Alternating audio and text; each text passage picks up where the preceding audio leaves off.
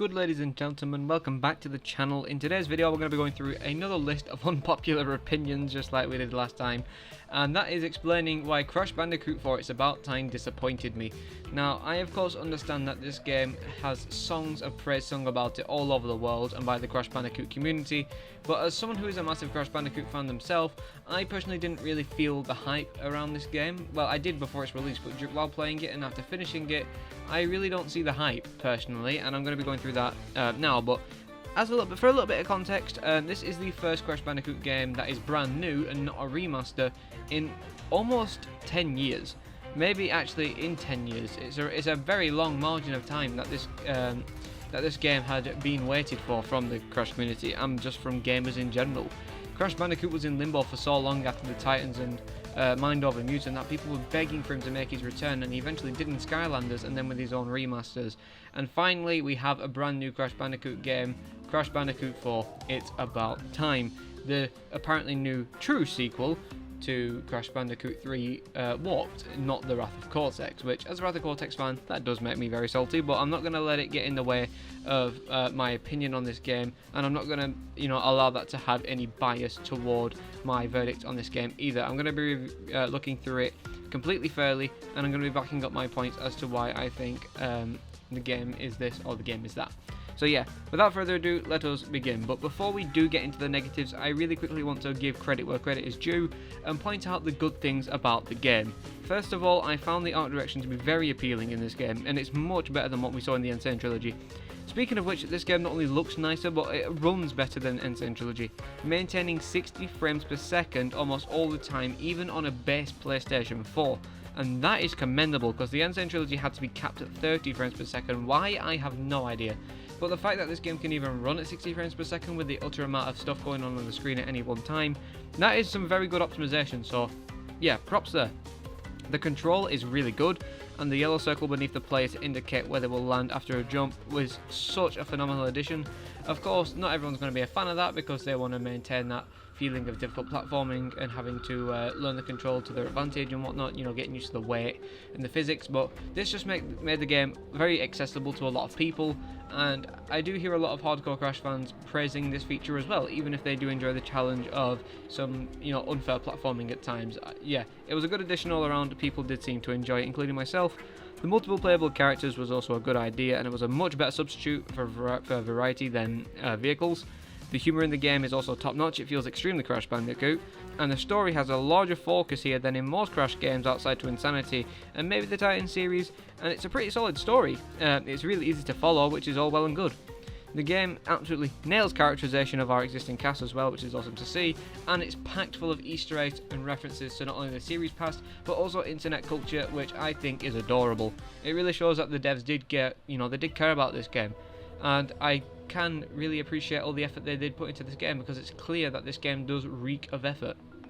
But with all that said, we'll get started with what I didn't like and why it disappointed me, and first up is the soundtrack, which isn't exactly an unpopular opinion. A lot of people did find it to be very repetitive and forgettable, which is a massive shame. Crash has always had great music, memorable music, such as the main themes, which thankfully applies here. Stages like Turtle Woods, Toad Village, Sooner or Later, the Wrath of Cortex theme, Wizards and Lizards, Arctic Antics, Insanity Island, Tikimon, Worm Chase, the Gauntlet, the list goes on and on and on and on. But I can't think or remember a single track outside of the main theme, apart from Stage Dive and Offbeat, but only faintly. It's a massive shame that this game fell victim to the same fate as Titans with the music. I would have loved to see a really good soundtrack in this game. It doesn't have to be as diverse and as different as the Wrath of Cortex or as niches to Insanity, but I think the soundtrack in this game feels like it's trying to stick to the classic formula too much, which is what the Wrath of Cortex did in its gameplay to some people. So it kind of did the inverse. And the next thing that didn't tickle my fancy is the new masks. And a lot of people do love these new masks in the game, but I'm not one of them. I found the dimension hopping one to be unfun, the gravity flipping one to be underused, and the time shifting one to be underwhelming outside of its character. The only one that I did find fun to use and learn was the purple one that gives a massive spin similar to that of Death Tornado Spin, but it's constant. Also, the names are really long, and they're too complicated to remember. Like, I understand that they have puns involved in the names similar to the Wrath of Cortex, but I don't know, the Wrath of Cortex may have done the masks worse in terms of how they're incorporated into the story, as well as the characterization, and they have not much use inside the gameplay apart from giving Crunch a new power-up. But I just can't help but prefer, you know, Wawa, Rocco, Pyro, and Lolo in this case. I do find the concept cooler, as I do with the designs as well. Hell, I even prefer them being the foundation of the boss stages over a temporary stage gimmick. That applies to the Wrath of Cortex, by the way. You know, it just made them feel like a requirement to take down. They were, you know, interesting villains. But the masks here, even though they are your buddies, I don't know, it just doesn't feel like it's that big of a deal. I can't feel a sense of urgency to go around collecting these masks. And the personalities, while I understand they are supposed to be gags, I just can't really get into them apart from the first one that we meet, which is always like shaky and stuff. They do have gags, I understand, you know, like for example the one that shifts gravity. Depending on which way gravity is shifted, he has a different mood. That is pretty cool. But outside of that, I don't know. I just don't like it. And I do find the designs to be a little bit meh as well. So yeah, Crash Bandicoot 4's masks, for me, aren't as good as the Elementals. But in terms of how they are incorporated into the narrative as well as gameplay, I suppose they did that as a one-up. My next nitpick is going to be variety. And yes, something that I praised in my video about the Wrath of Cortex and how it was essential. Well, I'm going to explain what I mean by this. This game's variety comes in the form of the new mask, stage gimmicks, new playable characters, and multiple stage locations. The stage locations I found to be good, with, you know, how much they actually fit the theme of the area map that they are on, unlike the Wrath of Cortex. But the masks, as I mentioned, they just don't hit me as well as the Elementals did. And as characters, they're all boring apart from the one, the time shift one. But the stage gimmicks, they're not great either.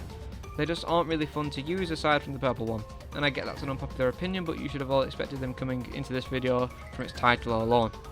And the last part of variety is more playable characters, and I also didn't really like this, apart from Tona.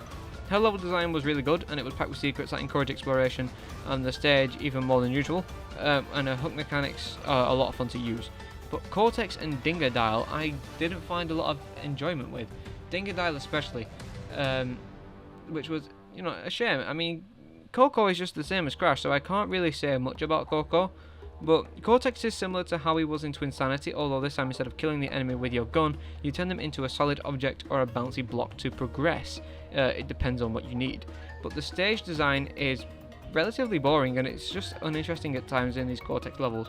I didn't like him much in Twinsanity either, but I much prefer the run and gun approach than thoughtful platforming.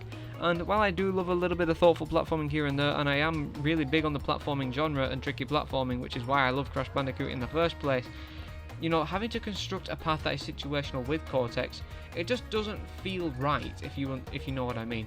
It doesn't feel like you can use it to your advantage like you can with Crash power-ups and other things like that.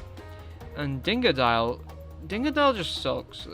I get he was included as fan service more than anything since he's a popular character, but his gameplay is boring. There's too many boxes to break, there's uninteresting platforming, poor suck and blow mechanic, which, that sounds horrible when you say it out loud. And yeah, I mean, his character was really it was great. I love his character in this game, it's hilarious, but gameplay, no. And I suppose that kind of brings me to my next point, which is the levels in the game are too long. I get you want to make this game challenging, I really do, and I appreciate that, but not like this. Crash 1 was able to establish hard difficulty from its platforming alone. Rarely were the levels too long. Here the levels can take anywhere from 2 to 6 minutes. In a platformer that is pube-rippingly frustrating and includes so much to do with the least you can do is make reasonable level lengths. You know what I'm saying? There's too much going on. The game becomes so demotivating when you miss that one box, die over 3 times, miss that tape, or flat out struggle to even finish a level in less than 20 deaths in the most extreme cases. I love long games with plenty of collectibles, but they have to be reasonable and they have to feel earned and rewarded under very generous circumstances, but not too generous, if that makes sense. 6 gems a level, one of which is hidden, with 6 of the inverse levels. It leaves us with close to 500 gems to collect in the game. That is ridiculous. Not forgetting to mention the relics, tapes, coloured gems, and newly introduced perfect relics, which require all boxes broke, 1 per gem requirements met, and no deaths in a level to get. I managed to get this on the first 2 stages and then moved on. I love a good challenge in a game, don't get me wrong, but when a stage is too long and stupid in its completion criteria, I just really do not want to play it. And the grind rails kind of suck as well. In all honesty, I prefer the Wrath of Cortex's variety attempts through its vehicles. You know, the segments of the level that make sense in the context of the stage, yes, and that's pretty cool. But the levels that are nothing but vehicles aren't so great apart from the atmosphere, but at least it's different almost every time to keep it fresh. Here I just don't like the extra characters, content, or gimmicks, in all honesty. If I had to be completely honest, I think that's probably one of my least favourite parts about the game. And that really blows, considering when it comes to the Wrath of Cortex, people slander it for its variety, and I was hoping for something a little bit, you know, more intuitive here, which they did include, but it's the variety comes in the form of on-rail sections, or just stage hazards and other mask type area gimmicks. I'm not a fan, personally. If you're a fan, that's fine, and you are completely entitled to that opinion, but for me, no. It doesn't work for me, I'm sorry. And if we want to move on to our final nitpick, I'm gonna say it now, and I'm gonna sound like an absolute idiot for saying this, but I did not like the story progression. And even though I did say the story at the start of the video was good and it was different for Crash Bandicoot, I understand, this just doesn't belong in Crash Bandicoot in my opinion. I'm so down for a narrative driven Crash game at one point, so long as it's done well, not like Titans. Alright? This game just doesn't do that for me, personally. You know, the entropy thing, you know, trying to take the lead this time instead of Uka Uka, I thought that was pretty cool. It shows that entropy is a very independent character, and I really enjoyed that, and I wish more villains would get the spotlight like this. But teaming up with an extra dimensional self, that got a bit weird really quickly, and while it was entertaining and funny to see the first time, it soon just became a little bit silly. And I know Crash Bandicoot is silly, but it's silly in its own way. This just doesn't feel like Crash Bandicoot. The Toner Dimension thing is pretty good, so I'll excuse that.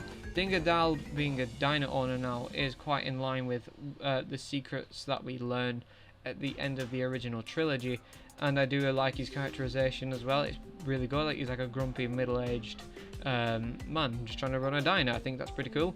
Cortex is just as he's as good as ever, and Coco's just as intellectual as ever, and Crash is just as silly as ever.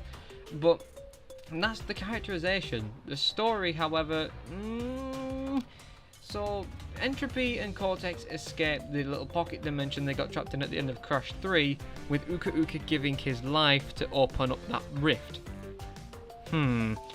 As the game goes on, we see little hints of other Cortex companions hopping along, which they do show up briefly for a boss fight, but that's about it. But yeah, Cortex soon gets disbanded by Entropy, and he has to team up with Crash to Insanity style, and then Dingodile comes along for the ride, as does Toner. Everyone comes along for the ride to stop Entropy, basically. Entropy is the main villain of the game, and I can appreciate that.